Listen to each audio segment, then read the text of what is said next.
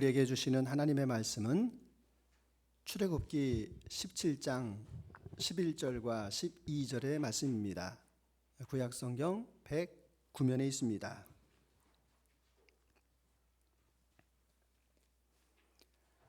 출애굽기 17장 11절과 12절의 말씀 찾으신 줄 알고 우리 한 목소리로 같이 합독하겠습니다. 모세가 손을 들면 이스라엘이 이기고 손을 내리면 아말렉이 이기더니 모세의 발이 피곤함에 그들이 돌을 가져다가 모세 아래 놓아 그가 그 위에 앉게 하고 아론과 훌 이 한 사람은 이쪽에서 한 사람은 저쪽에서 모세의 손을 붙들어 올렸더니 그 손이 해가 지도록 내려오지 아니한지라. 아멘. 제가 기도하겠습니다. 주님 감사합니다. 주님 앞에 모였습니다. 청종하는 마음 주시고 또 이 말씀을 통하여서 전하는 자 듣는 자에게 하늘의 신령한 은혜가 넘치는 귀한 시간 되게 하여 주옵소서. 감사드리며 예수님의 이름으로 기도드립니다. 아멘. 여러분 반갑습니다. 6월 첫 번째 주일입니다. 6월이 어떤 달일까? 우리 한준정 집사님께서 호국 보훈의 달이다 이렇게 말씀을 해주셨습니다. 맞습니다. 호국 보훈의 달, 그리고 여름이 시작되는 계절, 또 전반기가 마감되는 때가 6월 아니겠습니까?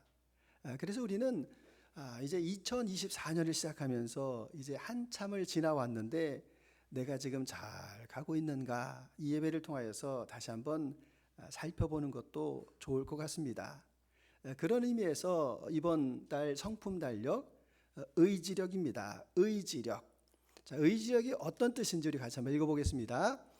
반대에 부딪히더라도 하나님의 목표를 하나님의 때에 이루기로 작정하는 것. 자, 의지력의 반대가 소심하다라는 뜻인데 우리 다시 한번 읽어보겠습니다. 반대에 부딪히더라도 하나님의 목표를 하나님의 때에 이루기로 작정하는 것. 이 의지력이라고 하는 것이 얼마나 중요한가, 그 과정에 있어서 결과를 만들어내는 아주 큰 힘이 바로 의지력입니다. 그럼 이 의지력, 우리가 6월에 보게 됐는데 실천사항이 무엇이 있을까? 다시 한번 읽어보겠습니다. 나의 목적을 안다, 목표에 몰두한다, 어떤 희생을 치르더라도 해낸다. 자, 우리가 이 성경의 말씀을 보고 있는데 성경의 말씀은 하나님의 감동으로 기록된 것입니다. 세상 사람들이 보는 관점하고 성경의 관점이 좀 다릅니다. 가장 대표적인 것이 전쟁 아니겠습니까? 공동체와 나라의 운명이 걸려 있기 때문에 전부 아니면 전무의 총력전이 전쟁입니다. 이 전쟁에서는 영웅들이 많이 배출이 되는데 우리나라에도 보시게 되면 13척의 배를 가지고 330척의 배를 물리쳤던 명량해전에 이순신 장군이 있습니다. 북이탈리아 그 알프스 산이 있는데 거기를 넘어서 이탈리아를 공격했던 전술사의 위대한 나폴레옹도 있습니다. 그래서 이 전쟁에는 어떤 서사가 그려지는데 오늘 이 성경에서 나오고 있는 이 말씀을 보게 되면 우리가 알고 있는 통상의 서사하고는 좀 다릅니다. 왜 그런가 하면 이스라엘을 아말렉이 침공을 하고 있는데 이제 군대 장관으로 여호수아가 그들과 함께 열심히 싸우고 있습니다. 그럼 관심과 포커스가 다 어디에 맞춰져야 되는 겁니까? 여호수아의 전쟁의 포커스가 맞춰져야 되는데 성경에서는 그쪽이 포커스가 아닙니다. 어디가 포커스입니까? 산 위에 올라가서 여호수아와 이스라엘을 위해서 기도하고 있는 모세와 그를 돕고 있는 아론과 훌의 관심이 더 많이 있다는 겁니다. 자, 왜 이와 같이 성경에서는 현실 세계에서 벌어지고 있는 그 전쟁의 상황 가운데서도 그 현실보다도 이 기도하는 사람을 더 우선으로 여기고 있는 것일까? 그것은 바로 이 전쟁이 영적인 전쟁이기 때문에 그러하다라는 겁니다. 자, 지금 상황을 한번 잘 보시게 되면 이스라엘 백성들이 10가지 재앙 가운데에서 애굽을 나왔습니다. 바다에 홍해가 있었는데 하나님께서 그 능력으로 홍해를 갈라주셨습니다. 기뻐하고 춤추고 찬양하고 또 3일 길에서 마라라는 곳에 도착했는데 쓴물이 있었는데 하나님께서 가지를 던지니까 그것을 단물로 바꿔주셨습니다. 신광야에 가서 먹을 것이 없었을 때 하나님께서 만나를 그들에게 내려주셨습니다. 르비딤에서 목이 마르다라고 할 때 하나님께서 큰 바위에서 물을 펑펑 내줘가지고 이 사람들이 그거 가란 영혼이 만족하고 있는 아주 사기가 충만한 그런 때입니다. 그러니까 이 적군이 지금 사기가 충만한 이 군대를 건드린다, 이게 말도 안 되는 얘기입니다. 근데 지금 말이 안 되는 상황이 지금 펼쳐지고 있는데 그 아말렉이 지금 이스라엘을 공격하고 있는 겁니다. 그런데 여러분, 이 상황을 우리가 잘 생각해 보시게 되면 이제 이 이스라엘 백성들이 어디를 가고 있는 겁니까? 출애굽을 하여서 하나님이 계시는 시온산을 향해서 가고 있습니다. 3달 만에 시온산에 도착을 하게 되는데 시온산에서 도착해서 어떤 일이 벌어집니까? 제일 먼저 하나님께서 모세를 부르셔서 그들에게 십계명의 말씀을 주시고 언약 백성으로 이제 살아가게 되는 상황입니다. 그러니까 우리가 지금 6월 첫째 주를 맞이하고 있는데 7월 첫째 주가 맥주절, 맥주감사주의를 드리는데 바로 그 시내산에서 하나님의 율법을 받았던 날이 바로 그 맥주절입니다. 그러니까 이 하나님의 말씀이라고 하는 것을 우리가 잘 생각해 보시게 되면 지금 이 아말렉이 이 악한 영을 상징하는 겁니다. 사단을 상징하는 겁니다. 하나님의 말씀을 받지 못하도록 그들을 최우선에서 지금 공격하고 있다는 이야기입니다. 그럼 그들이 극렬하게 저항하고 하나님의 말씀을 받지 못하게 하고 있는데 도대체 하나님의 말씀은 어떤 것입니까? 하나님의 말씀은 살았고 운동력이 있는데 그 말씀은 빛으로 임하십니다. 그 말씀은 생명으로 임하십니다. 그러니까 빛이 가는 곳에 바로 이 어두움이 다 물러가게 되고 어둠이 다 드러나게 됩니다. 그러니까 그 말씀 속에서 그 악한 영의 정체가 다 드러나게 되고 그리고 그 빛으로 임하시는 것뿐만 아니라 생명으로 임하시기 때문에 그 생명을 가진 자가 하나님의 뜻을 행하고 하나님의 능력으로 살아갈 수 있는 겁니다. 그래서 우리가 잘 아는 것처럼 디모데전서 3장 16절과 17절 디모데후서에서는 모든 성경은 하나님의 감동으로 기록된 것으로 교훈과 책망과 바르게 함으로 유익하니 이는 하나님의 사람으로 온전하게 한다라는 말이 나옵니다.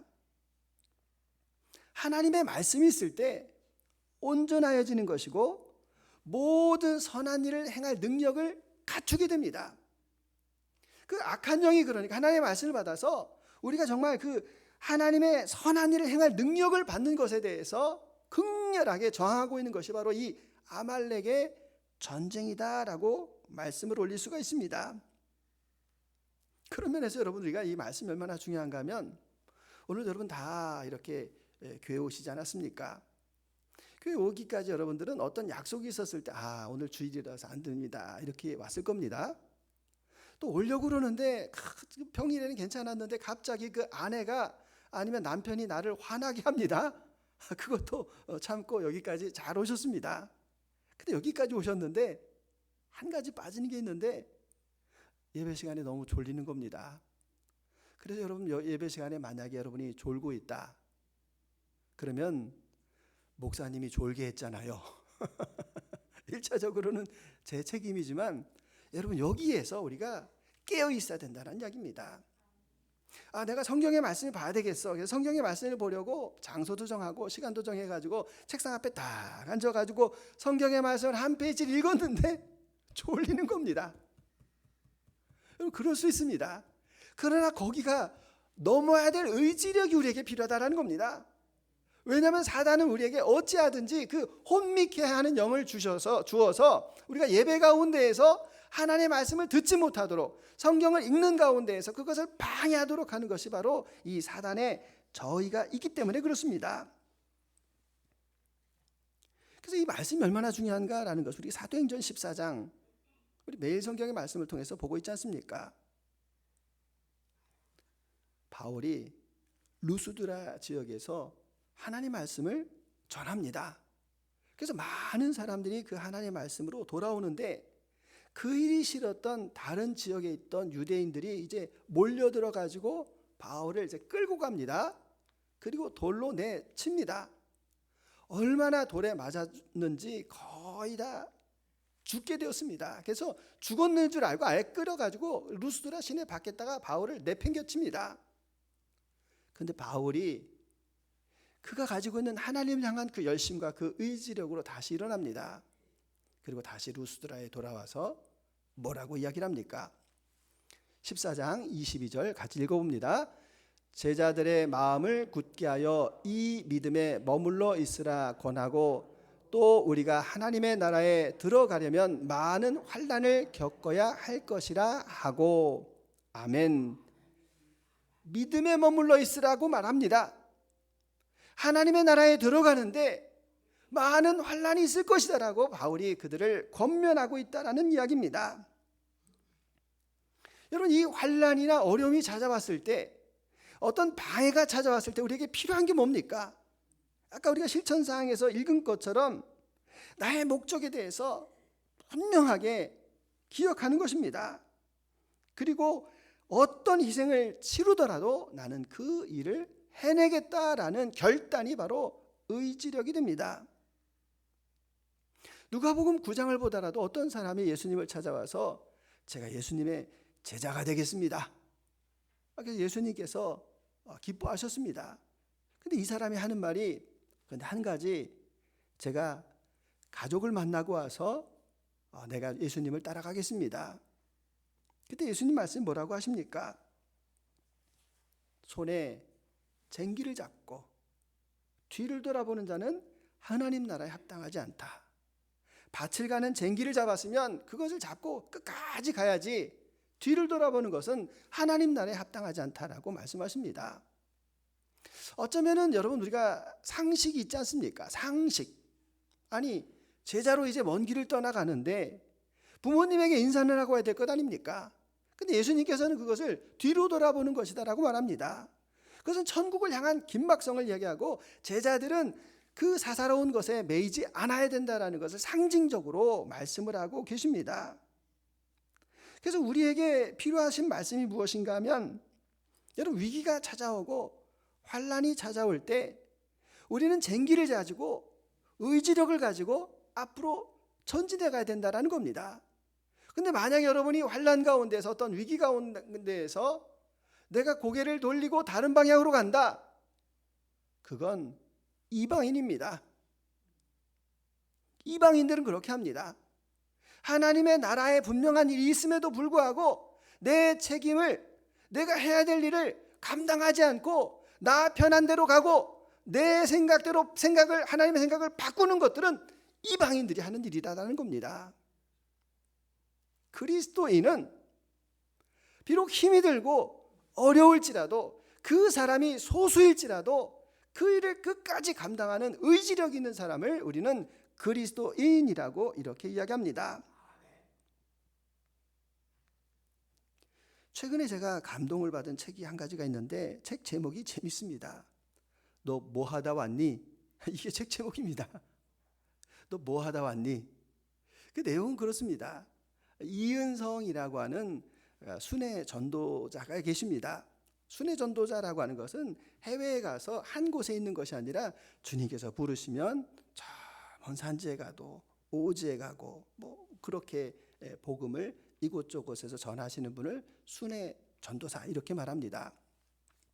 근데 이분이 어떤 분인가 하면 캘리포니아 주립대학교 국제개발연구소 처장, 남편이 거의 교수로 있었던 분입니다. 캘리포니아 주립대학의 교수로 있었던 분인데 1989년에 국제 생태계 포럼이 난지도에서 있었습니다.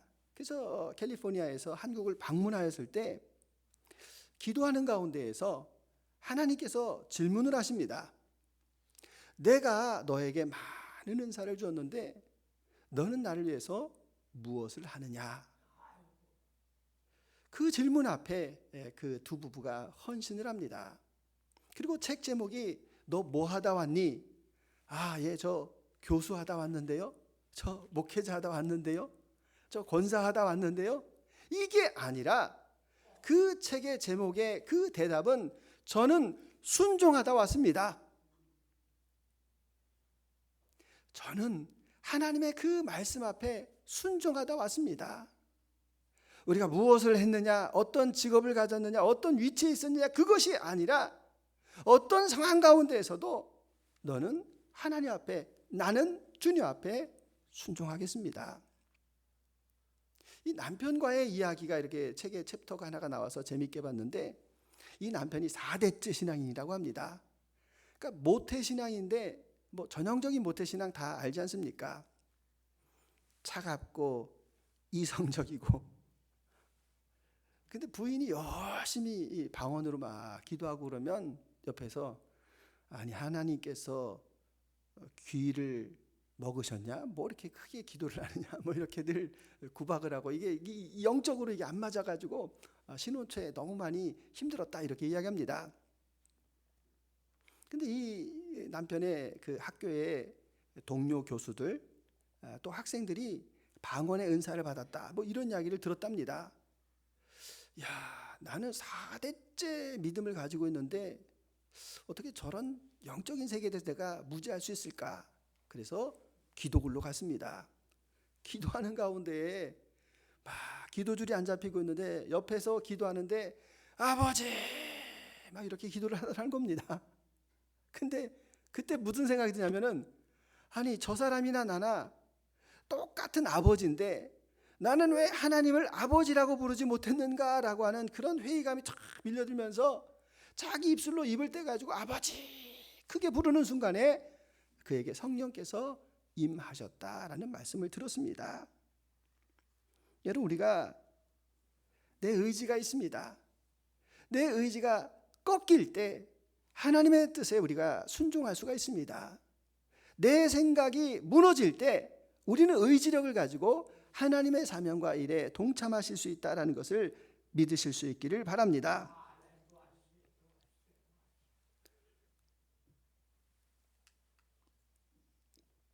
두 번째 같이 읽어보겠습니다. 문제를 정면으로 맞선다. 방법이 옳은지 확인한다. 다른 사람 때문에 낙심하지 않는다. 이 아말렉과의 지금 전쟁입니다. 전쟁이 벌어졌는데 이 일이 어떤 역사일까? 하나님께서는 그분께서 원하시는 것이 있습니다. 원하시면 주님께서 직접 하시지요. 주님께서 하시면 되지 않습니까? 근데 하나님의 방법은 절대로 그렇지가 않습니다.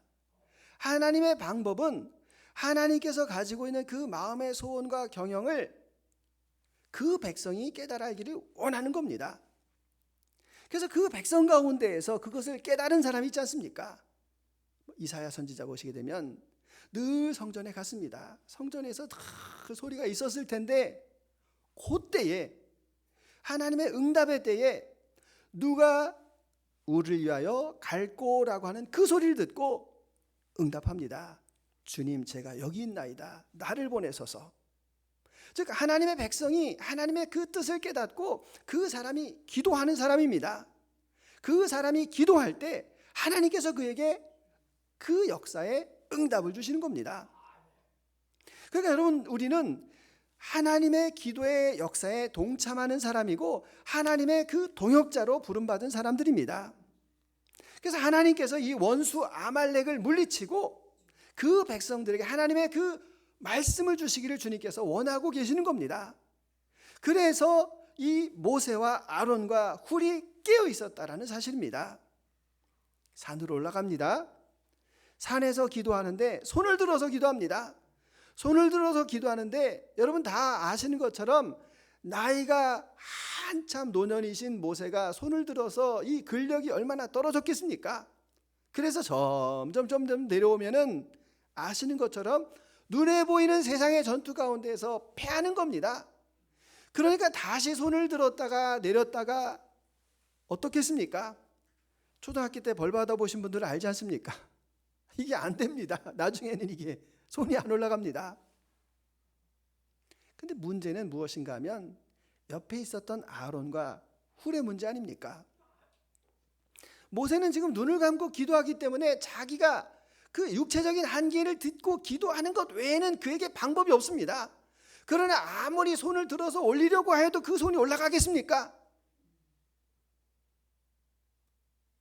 그런데 그 옆에 있던 사람들이 봤다라는 겁니다. 다 아시겠지만 제가 예를 들어서 누구를 만나러 갔는데 그분이 기도하고 있습니다. 어떻게 하는 게 좋겠습니까? 기도하고 계실 때 기다려야죠. 방법이 있습니까? 기도 끝날 때까지 기다려야죠. 근데 지금 상황은 기다릴 수 있는 상황이 아니다라는 겁니다. 그래서 어떻게 합니까? 그림을 보시게 되면 큰 돌을 가져다가 거기에 모세를 앉게 하고 그리고 오른손 왼손 한 편씩을 들어서 이렇게 기도합니다. 그러니까 여러분 여기에서 잘 생각해 보시게 되면 모세가 정말 안타까운 마음으로 주님 앞에 기도하고 있었을 겁니다. 손은 내려와서 이제 들고 싶어도 들지 못할 정도로 팔이 떨어져 나가는 그 상황 가운데에서 그 모세가 가지고 있는 권위, 그분이 가지고 있는 그 두려움이 있는데 그것을 깨고 그것보다도 더 중요한 것이 바로 이 육체적인 전쟁 가운데서 승리하는 것이 더 큰 일이다라고 생각하여서 감히 모세 옆에서 그 모세를 부축하고 도와드려 가지고 기도하게 한 아론과 훌의 의지력을 우리는 지금 보고 있다라는 사실입니다. 우리가 하나님께서는 우리의 감정과 정서에 관심이 있는 분이 아닙니다. 하나님께서 우리의 의지에 관심이 있습니다.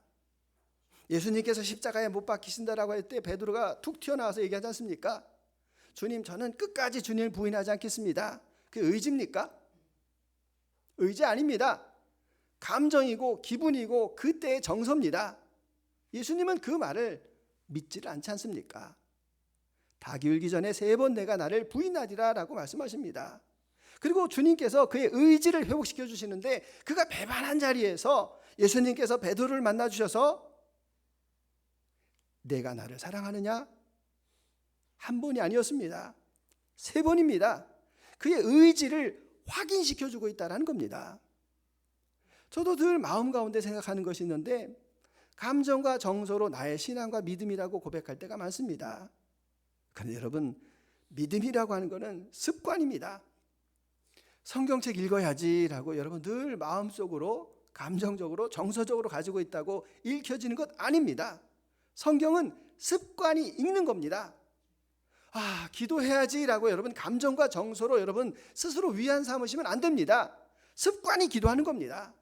그래서 그 습관이라고 하는 것은 바로 이 의지력을 우리에게 말씀해 주고 있음을 이야기합니다.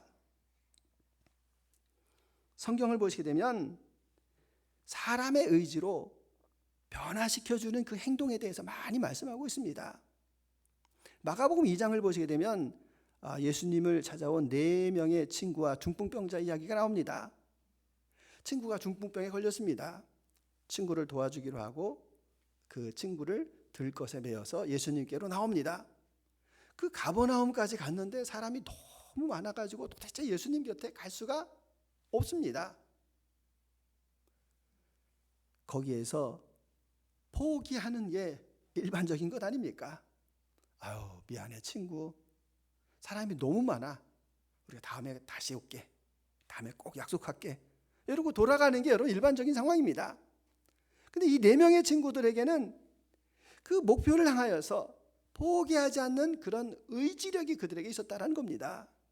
그 의지력이 발동할 때에 하나님께서 그들에게 지혜를 주셔가지고 옥상 위로 올라갑니다. 그리고 천정을 막 뜯어가지고 예수님께 달아내립니다. 예수님께서 그 믿음을 보시고 뭐라고 말씀합니까? 작은 자야, 내 죄사함을 받았느니라. 계속해서 말씀하십니다.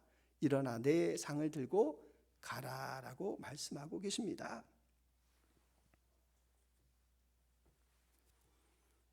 믿음으로 예수님만이 나의 귀신 들린 딸을 고쳐줄 수 있습니다.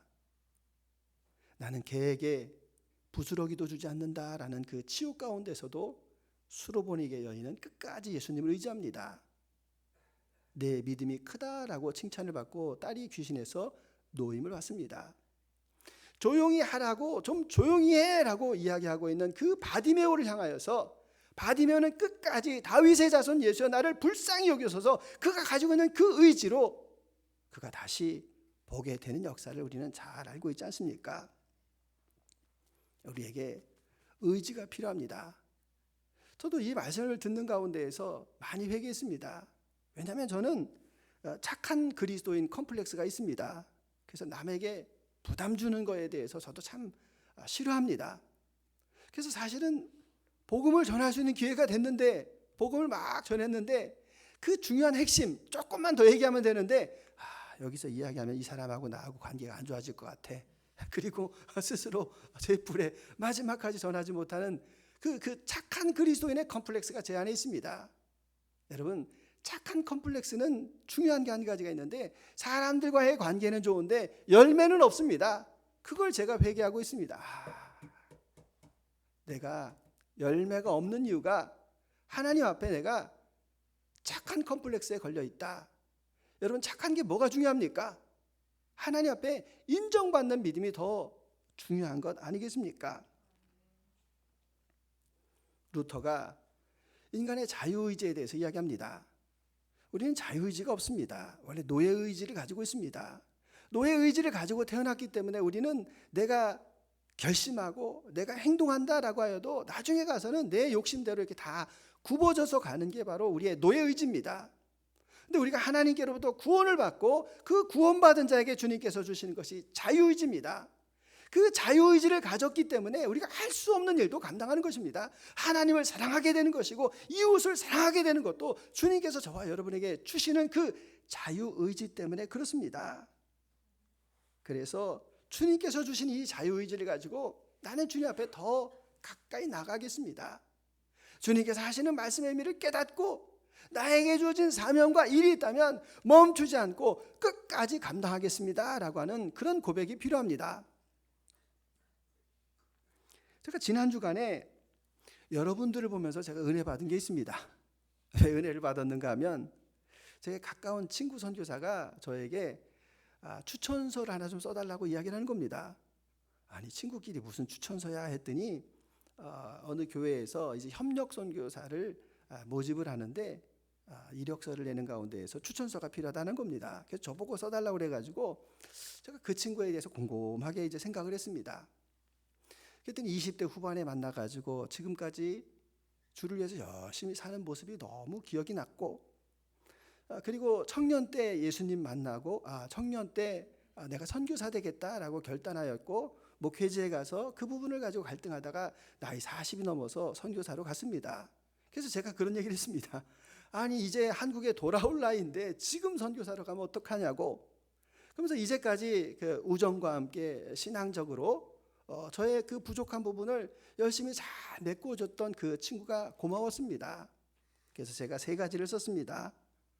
이 선교사님은 신실합니다. 이 선교사님은 책임감이 있습니다. 이 선교사님은 화평케 합니다. 이렇게 제가 추천서를 써줬습니다. 그러면서 지난주일이었나요? 지난주일에 제가 이렇게 권사님들하고 순모임을 하면서 지난주 질문이 그거였지 않습니까? 그 교회에서 아름다운 모습이 무엇인가요? 뭐 이런 질문이 있었습니다. 그때 어떤 권사님이 이렇게 대답을 합니다.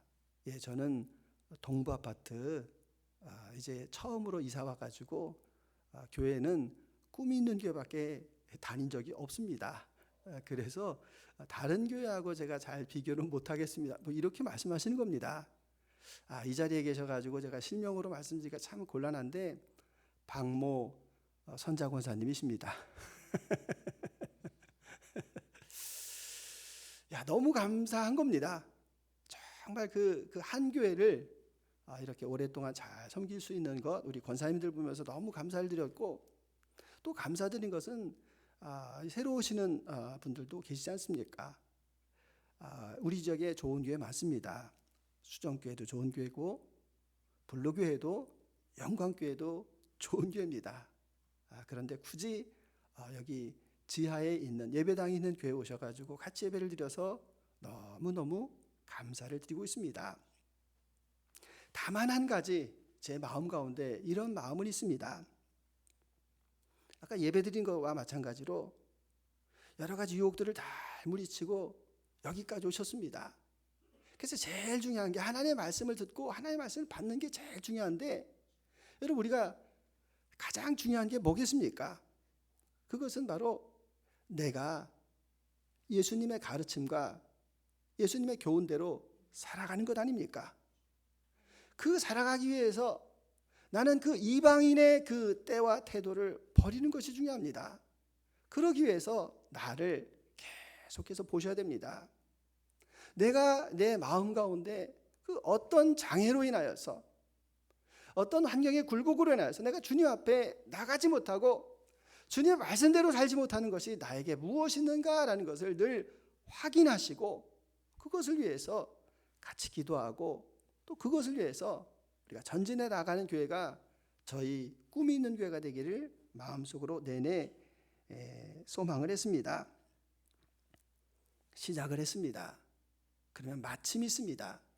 그 시작과 마침 사이에서 가장 중요한 것이 의지력이라는 겁니다. 이 의지력이 부족하게 되면 시작을 했는데 마무리가 안 되는 겁니다. 그래서 그 의지력이라고 하는 거, 나의 목적을 알고 문제를 정면으로 맞서 싸는 그 마음이 있고, 내가 지금 하고 있는 방법이 주님께서 기뻐하시는 것인가를 확인하고 다른 사람 때문에 낙심하지 않고 끝까지 그 일을 감당하는 그 마음을 우리는 의지력이다라고 이야기를 합니다. 우리는 모세의 영적인 전쟁을 알았습니다. 모세는 육체의 한계에 다다랐습니다. 도저히 더 들 수 없는 그 상황 가운데에서 아론과 훌이 그 마음을 깨달았습니다. 지금 급한 것이 사람과의 관계가 급한 것이 아니라, 어떤 그분의 그 권위와 이런 것이 더 중요한 것이 아니라 하나님의 뜻이 더 중요하다는 것을 알아서 외람되게 그 모세를 일으켜 세우고 기도의 자리에서 그를 불러 세워서 그의 동역자가 된 그 모습을 우리는 보고 있습니다. 목표를 향하여서 나아갈 때 우리는 착한 그리스도인에서 열매 맺는 그리스도인으로 변화되어질 수 있습니다. 디모데후서 4장 7절과 8절에 나는 선한 싸움을 싸우고 나의 달려갈 길을 마치고 믿음을 지켰으니 이제후로는 나를 위하여 의의 면류관이 예비되었다라고 고백을 하고 있습니다. 그의 출발은 무엇이었습니까? 바울의 출발은 나의 달려갈 길과 주 예수께 받은 사명이 있다라는 자각에서 시작이 됐습니다. 그 자각을 가지고, 그 목표를 가지고 그는 헌신하였고 평생을 주님과 함께 선한 싸움을 싸웠고 달려갈 길을 가닿고 믿음을 지켜서 이제 나에게 의로운 면류관이 예배되었다라고 그는 인생의 말미에서 결론으로 고백할 수가 있었습니다. 내 힘과 능력을 의지 않겠습니다. 반대에 부딪히더라도 하나님의 목표, 하나님의 때에 이루어지기를 내가 작정하겠습니다. 그런 의지를 가지고 살아가실 수 있는 저와 여러분 모두가 다 되시기를 주님의 이름으로 축원합니다. 주님 감사합니다. 언제나 중간 언저리에서 다시 포기하고 뒤돌아가고 다시 후회하고, 그것은 의지력이 없기 때문에 그렇습니다. 주님, 우리에게 목표를 주셨으니 끝까지 감당할 수 있는 마음을 허락하여 주시옵소서. 주님, 내가 하고 있는 이 방법이 주님의 뜻인지 옳은지를 확인하게 하여 주시고, 다른 사람이나 환경으로 낙심하지 아니하게 하여 주시고, 끝까지 참고 인내하여서 아름다운 결과를 맺을 수 있는 귀한 은혜 허락하여 주시옵소서. 감사드리며 예수 그리스도의 이름으로 기도드립니다. 아멘. 찬송 349장